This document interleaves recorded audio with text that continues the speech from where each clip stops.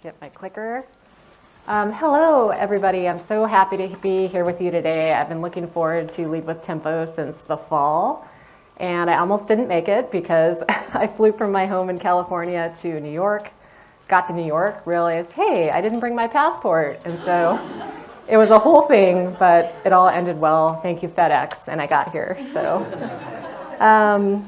Let's see. So today I am going to talk to you about the art of managing up and across. These are really important skills for every content design leader to have, or really any leader at all.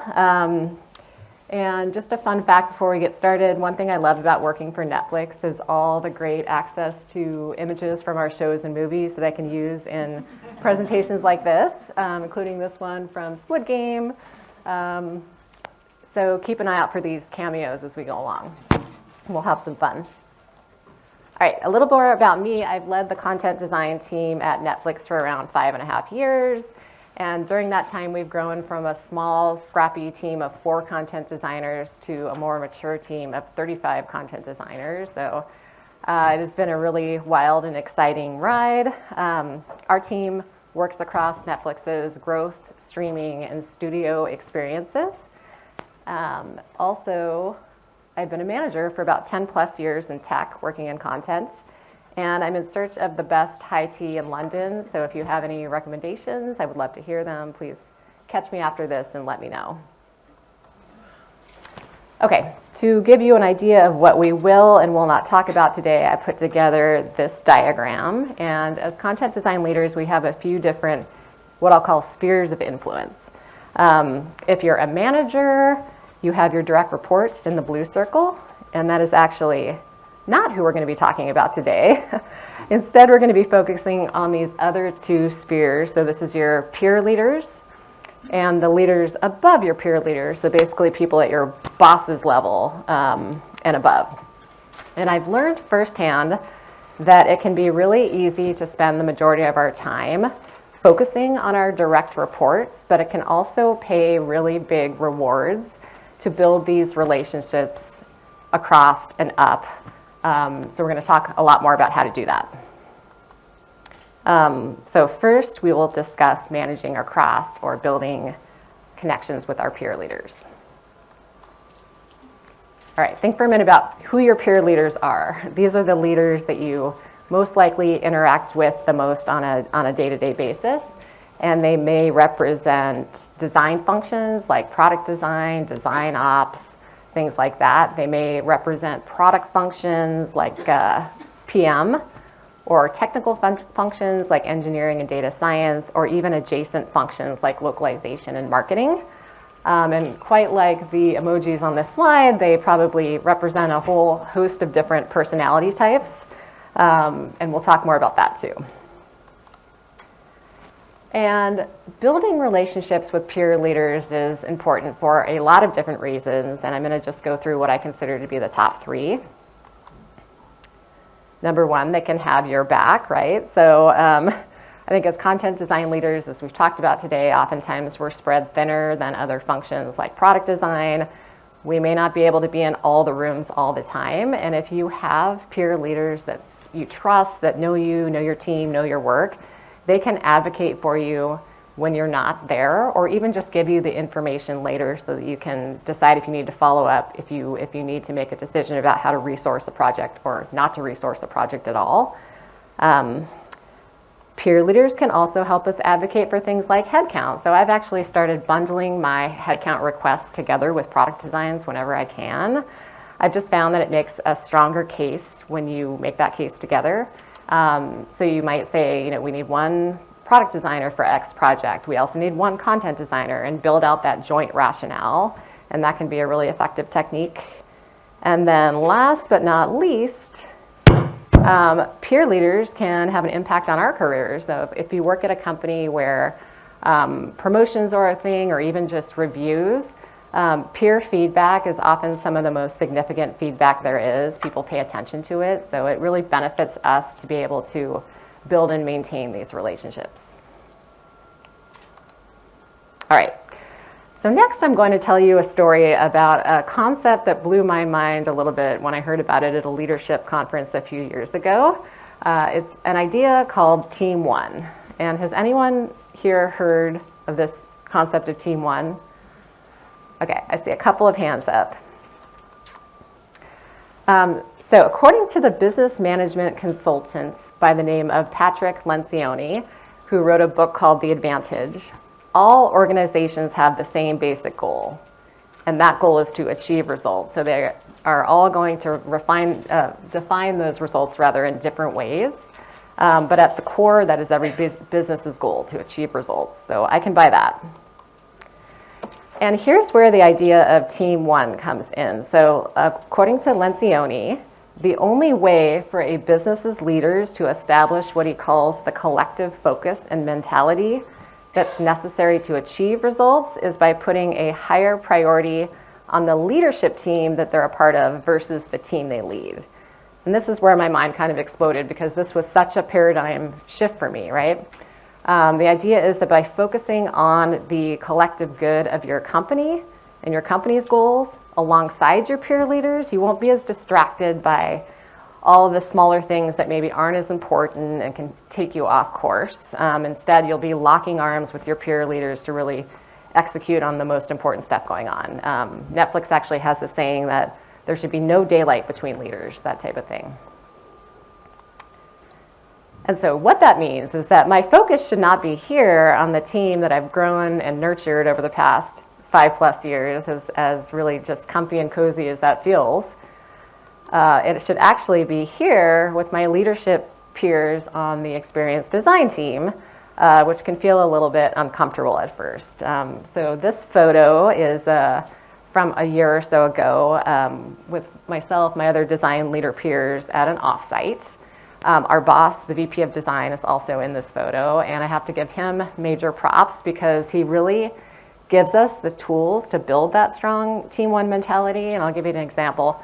Every Monday, we have a 90-minute meeting with his direct reports, and that's another thing that blew my mind a little bit at first, that this meeting is 90 minutes.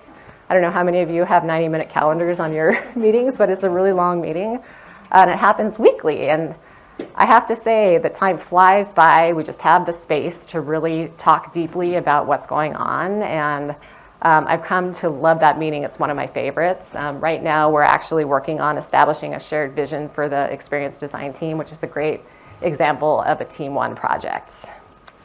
Our boss has also hosted a couple of offsites that have focused on building trust with one another, and I'm going to tell you a story from an offsite, true story that happened about a month ago.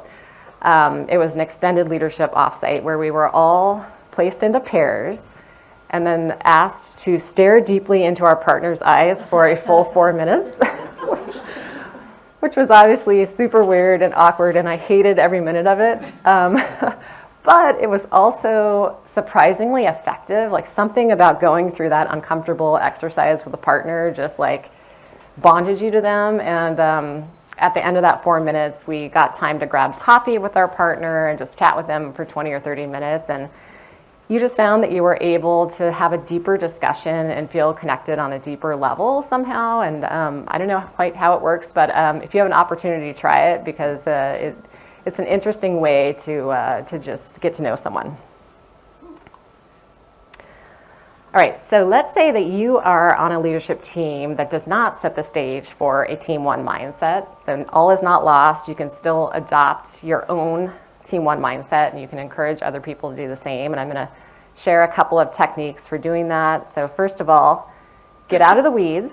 If you lead a team, your job is to hire great people and then give them the space to do their work. You need to be aware at a high level what is going on. You do not need to know every detail of every project. And this is something I've really had to train myself to do over the years. It's really the key to scaling yourself as a leader, to starting to operate more strategically, and just open up more space and time for that. I've also found that encouraging more senior ICs to mentor more junior ICs can be a really effective technique. Next, sounds super basic, but set up meetings with your peer leaders. So whether it's weekly or monthly or quarterly, it doesn't really matter. What matters is that you're committing to that consistent cadence, It just signals commitment to them to get to know them, and we're going to look at some techniques for how to spend that time on the next slide.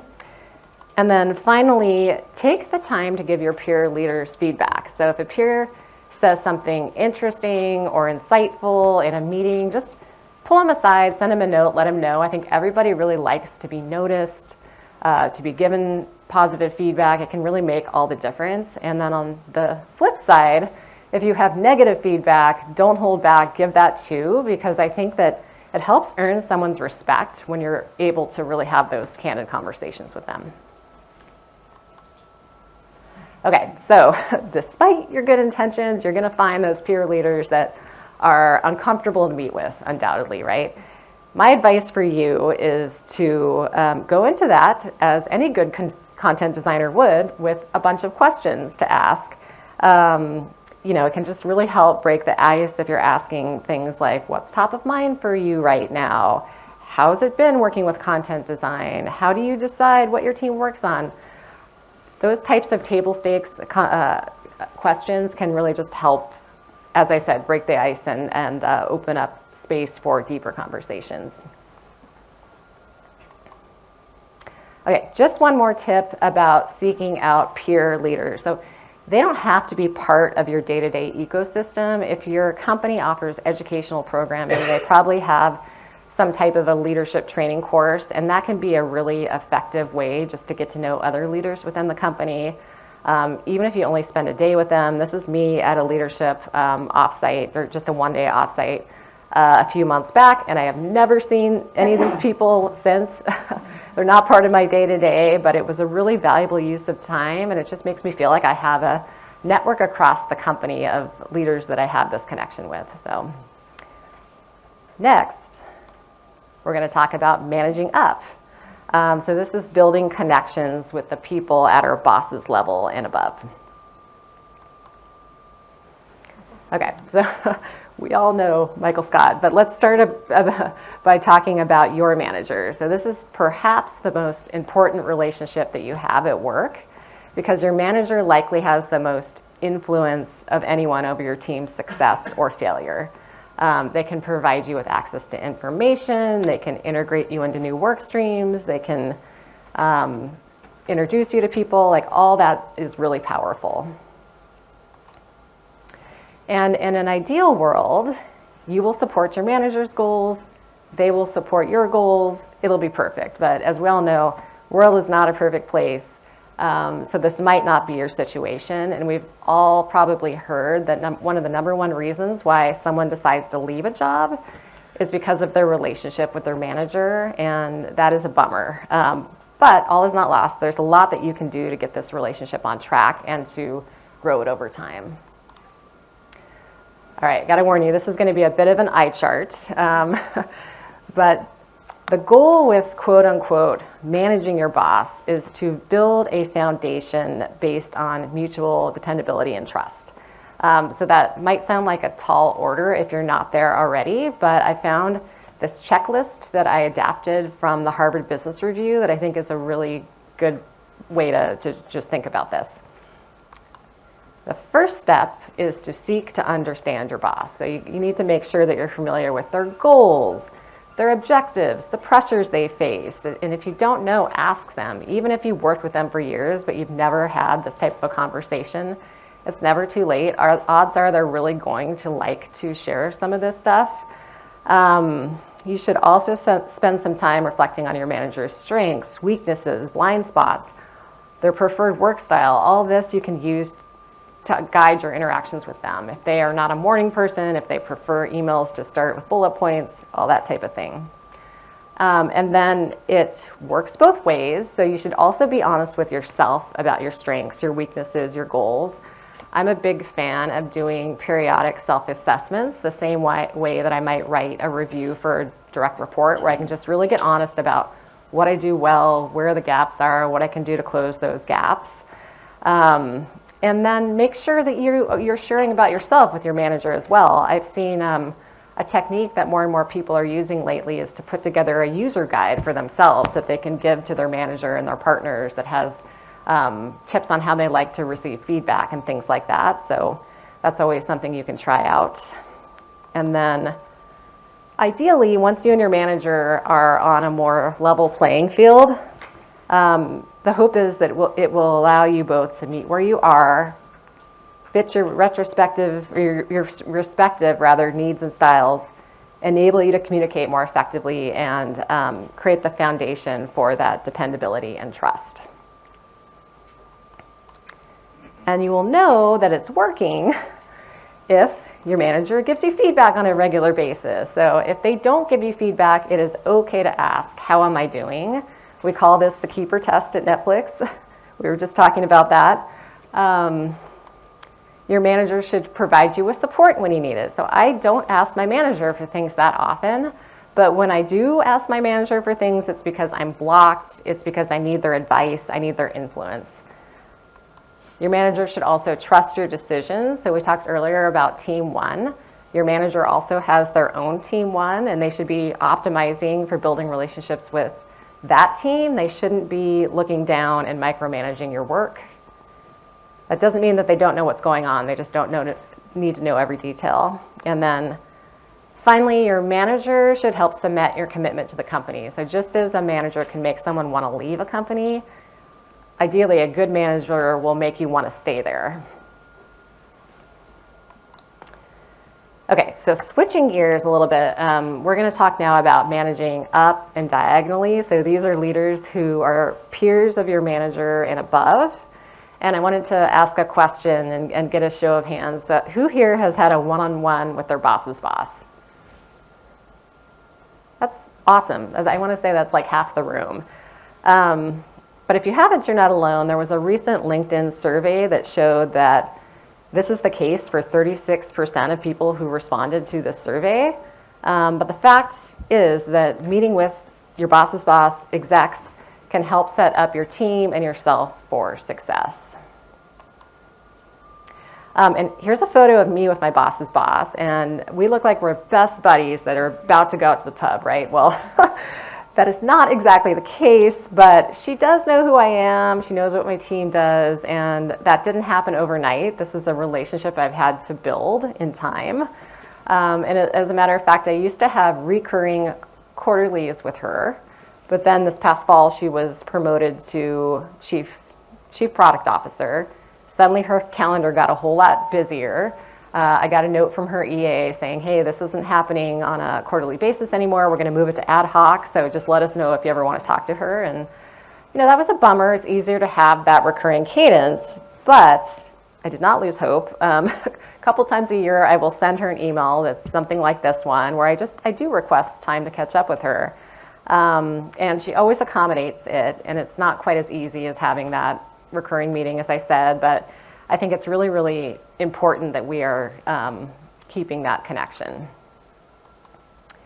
Let's talk about why it's important. So lots of reasons, but as I already mentioned, being known by execs can help your team and you by extension get the support and the recognition that you deserve.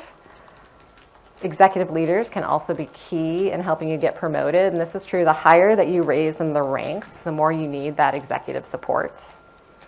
And then finally, building bridges with executives helps tell the story of content design. So we are all content design leaders, and content design is a new discipline. I think we have a collective responsibility to be educating our partners, including those at the senior levels, about the ways that we impact the product. However, learn from my mistakes and don't launch into your full-fledged version of your content design pitch deck. The deck we all have, mine's about 25 pages. There's a time and a place for that deck, but it is not in an executive meeting. I pulled one out recently and watched as an exec's eyes quickly glazed over because it's just way too much information. They don't need to know that level of information. Think more in terms of an elevator pitch. A couple other techniques. So do create an agenda for the meeting beforehand, attach it to the calendar invite, send it to their EA. I think that this just shows that you put some thought into how to use this person's valuable time. Do give them a brief discipline overview if they need it, if they're not familiar with content design or they need a refresher. And I'm talking like 2 to 3 slides, not the 25 slides. Something like, here's our mission statement, or you may have noticed our work on X, can both be effective techniques. Do ask what's top of mind for them to make sure you're tailoring the meeting accordingly. You know, if they've published product priorities for the quarter or for the year, describe how your team is helping to deliver on them. That's really important. And then finally, do speak their language. You know, product metrics are great. We all know that. Not every content design team has product metrics, but think creatively. There's lots of different ways to describe your impact. You know, maybe it's creating a more cohesive product narrative, or bashing X number of bugs, or standing up an accessibility program. There's lots of ways to explain our impact. Okay, one last thought I wanted to leave you with is that if anything we've talked about today makes you nervous or uncomfortable, know that confidence can be learned and practiced. You don't have to request a meeting with the CEO tomorrow. It starts with becoming more intentional about how you spend your time, about having a positive mindset, and just being creative about how you approach building these connections. And I truly think that content design leaders are some of the scrappiest, creative, resilient leaders that are out there. So my hope for all of us is that we can take the advice of Brené Brown to heart and learn to lead boldly. Thank you. This has been so fun. And hopefully we can talk more later.